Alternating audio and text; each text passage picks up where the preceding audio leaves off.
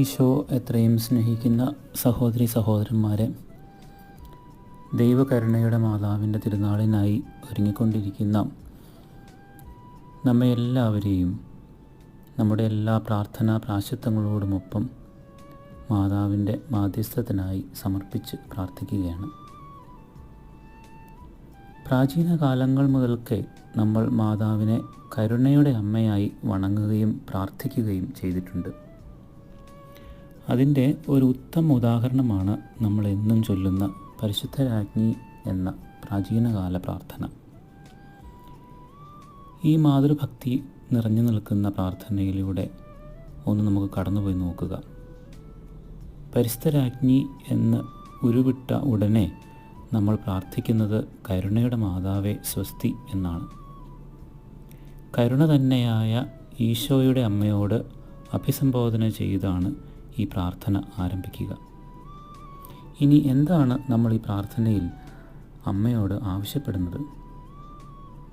ഞങ്ങളുടെ മാധ്യസ്ഥെ, അങ്ങയുടെ കരുണയുള്ള കണ്ണുകൾ ഞങ്ങളുടെ നേരെ തിരിച്ചിട്ട് ഞങ്ങളുടെ ഈ പ്രവാസത്തിന് ശേഷം അങ്ങയുടെ ഉദരത്തിൻ്റെ അനുഗ്രഹീത ഫലമായ ഈശോയെ ഞങ്ങൾക്ക് കാണിച്ചു തരണമേ എന്നാണ് നമ്മൾ പ്രാർത്ഥിക്കുക. ഇതാണ്, ഈ ഒരു കാര്യം മാത്രമാണ് നമ്മൾ അമ്മയോട് ഈ പ്രാർത്ഥനയിൽ ആവശ്യപ്പെടുന്നത്. എന്തുകൊണ്ടാകാം അത്? നമുക്ക് ഏറ്റവും പ്രിയപ്പെട്ട പിതാവായിരുന്ന ഫ്രാൻസിസ് മാർപ്പാപ്പ കരുണയുടെ ജൂബിലി വർഷം ആരംഭിച്ചുകൊണ്ട് ഇറക്കിയ പേപ്പൽ ബുള്ളയിൽ പറയുന്നത്, ബുള്ളയുടെ പേര് മിസരിക്കോർദിയെ ഉൾത്തൂസ് എന്നാണ്. എന്ന് വെച്ച് കഴിഞ്ഞാൽ കരുണയുടെ മുഖം എന്ന്. ഈ ലേഖനം ആരംഭിക്കുന്നത് ഇങ്ങനെയാണ്: സ്വർഗീയ പിതാവിൻ്റെ കരുണയുടെ മുഖമാണ് ഈശോ. ഈ വാക്കുകളിൽ ക്രിസ്തീയ വിശ്വാസത്തിൻ്റെ എല്ലാ രഹസ്യവും അടങ്ങിയിരിക്കുന്നു എന്ന്. ഇനിയൊന്ന് ഓർത്തു നോക്കുക.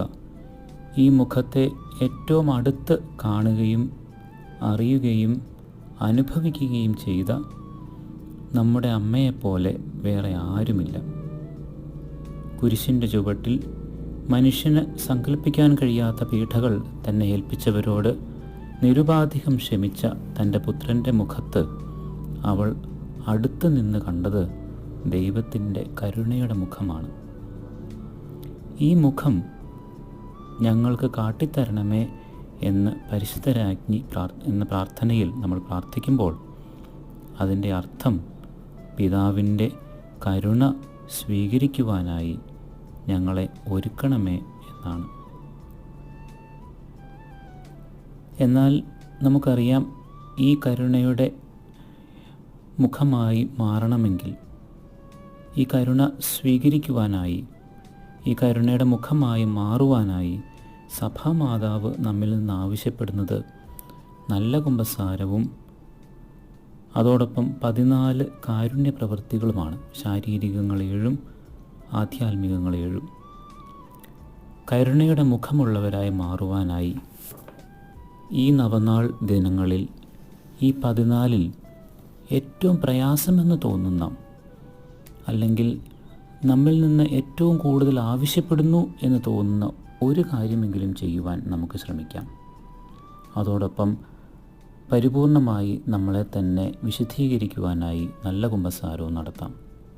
അങ്ങനെ ചിന്തയിലും വാക്കിലും പ്രവൃത്തിയിലും മാതാവ് കാട്ടിത്തരണമേ എന്ന് നമ്മൾ പ്രാർത്ഥിക്കുന്ന ഈശോയുടെ കരുണ സ്വീകരിക്കുവാനും ഈശോയുടെ കരുണയുടെ മുഖമുള്ളവരുമായി തീരുവാൻ വേണ്ടുന്ന കൃപാവരത്തിനായി നമുക്ക് പ്രത്യേകമായിട്ട് പ്രാർത്ഥിക്കാം.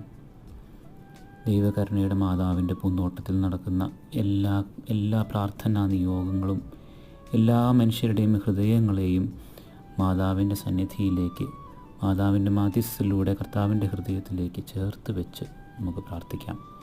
അമ്മ നമ്മെ ഈശോയുടെ കരുണയിലേക്ക് കൂടുതൽ നയിക്കട്ടെ. ആമേൻ.